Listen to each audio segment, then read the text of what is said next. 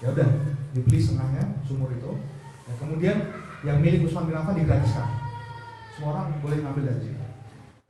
Kayaknya ya si Yahudi nggak laku kan, mau nggak mau dia jual sebagian yang lainnya. Ya udah, jual aja. Dan kemudian sumur itu menjadi milik Utsman bin Affan. Nah, pada waktu-waktu kemudian sumur itu dikelola dengan baik. Ya, karena dia posisinya adalah wakaf, ya statusnya adalah wakaf, maka yang mengelola itu juga harus orang yang ditunjuk oleh wakil atau yang disebut dengan nazir, pengelola wakaf. Nah, jadi pengelola wakaf itu mengelola aset wakaf, ya. Aset wakaf itu sumurnya, ya, sumur dan tanah bidang di situ. Dia mengelola sumur itu dan mengelola tanah di sekitar situ. Ditanam yang namanya pohon kurma. Pohon kurma tumbuh, panen, menghasilkan buah, buahnya dijual. Nah, keuntungannya, kalau nazir itu hanya boleh mengambil 10% dari keuntungan pengelolaan wakaf. 10% masuk dia. Sisanya di mana ya? Disimpan ke rekening. Waktu itu belum ada rekening. Jadi simpan di kasnya, entah di mana, di bawah kasur atau di mana, saya nggak ngerti. Nah, dana keuntungan dari pengelolaan wakaf tadi, pengelolaan kebun sawit tadi, itu dibeli lagi.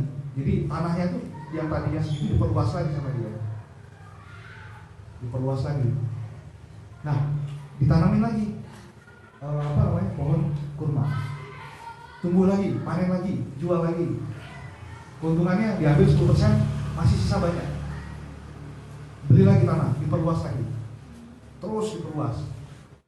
Sekarang jadi hotel, jadi dan sebagainya. Dan statusnya wakaf, tanah wakaf. Nah, keuntungannya kemana? Keuntungannya kan yang 10% diambil oleh nazir, ya. Sisanya kan nggak boleh buat nazir, ya kan? Sisanya tuh harus dikelola lagi, terus menerus. Dan rekening itu masih hidup sampai sekarang. Rekening Utsman bin Affan. Bayangkan, ya. Itu dari pengelolaan satu sumur sekarang jadi hotel, jadi rumah dan lain sebagainya, dan bisa memberikan manfaat seluas-luasnya. Itu dana yang di rekening itu terus mengalir, terus bergulir gitu. Dan untuk kemaslahatan orang-orang. Nah, gitu kalau wakaf itu dikelola dengan baik.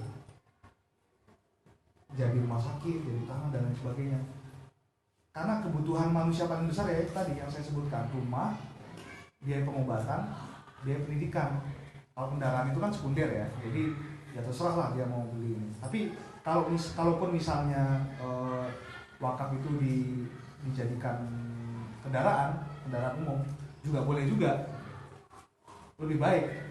Berarti orang kalau misalnya pergi-pergi nggak bayar, itu lebih baik. Nah, bayangkan kalau semua di sekitar kita ini wakaf, jadi sejahtera hidupnya. Nah, saya ada teman, ada senior ya, dia lahir di Gontor, lahir di tanah wakaf. Kemudian dia tinggal di rumah wakaf.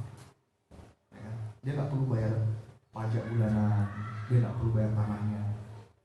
Sekolahnya di Gontor, sekolah wakaf.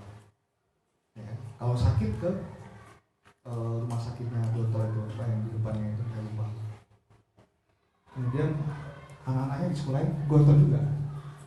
Jadi uang yang masuk ke dia itu buat makan aja. Dia nggak perlu mikirin rumah, nggak perlu mikirin apa dan sebagainya. Bayangin kalau kita tuh dikelilingi oleh aset wakaf. Itu bangunan ini wakaf, wah. Syukur kalau pemiliknya mewakafkan bangunan ini untuk HMI. Ya kan? Jadi betapa sebetulnya aset wakaf itu bisa membantu perekonomian Indonesia untuk mencapai kesejahteraan. Itu kalau aset wakaf itu dikelola dengan baik. Makanya sebetulnya perusahaan-perusahaan itu dibandingkan ngasih dana CSR, mending ini aja lah, aset mereka itu diwakafkan aja lah, itu lebih baik. Kalau kata Pak Imam Teguh Sattono itu dana CSR itu dana yang semu. Iya, dana semu. Karena dikasih ke masyarakat habis. Terus efeknya apa? Ya efeknya buat perusahaan sendiri. Karena dia perusahaan itu cuma menjaga brandingnya aja, menjaga image-nya aja. Jadi jangan dipikir dana CSR itu nggak ada kepentingannya, itu ada kepentingannya untuk perusahaan juga. Jadi perusahaan ketika memberikan dana CSR itu ya dia tampil di situ, ya. Dia memasarkan produknya juga di situ. Ya kembalinya ke perusahaan. Nah, coba Anda bayangkan tadi, semuanya wakaf, sekolah depan semua wakaf, sini wakaf, listrik wakaf, semuanya wakaf. Ya kan? Enak kali hidup kita itu kalau kayak gitu. Enak sekali. Motor, katakanlah ada satu motor diwakafkan untuk HMI gitu, dari beberapa orang kader. 5 motor diwakafkan untuk HMI. Wah, kemana-mana tinggal ini ya, tinggal beli bensin doang. Atau bensinnya juga diwakafkan gitu ya. HMI gitu ya. Ya, selesai operasional HMI gitu. Nggak perlu repot-repot lah pengeluaran yang lain. Bayangkan itu. Nah, masalahnya adalah kita itu sekarang belum menganggap wakaf itu sebuah instrumen atau sebuah alat yang penting untuk mencapai kesejahteraan. Pemerintah pun sama menganggap ini belum penting. Padahal wakaf itu sedemikian pentingnya. Cuman karena masyarakat ini kalau dengan kata-kata syariah ini masih agak-agak parno gitu ya. Padahal sebetulnya syariah itu prinsip-prinsipnya itu ada di sekitar kita semua. Kita juga ada nggak barang di sini? Nggak ada. Tapi juga nggak ada sertifikasi halal MUI kan. Artinya sebetulnya produk-produk halal itu melekat di sekitar kita. Apa yang kita makan sehari-hari dan lain-lain itu halal gitu.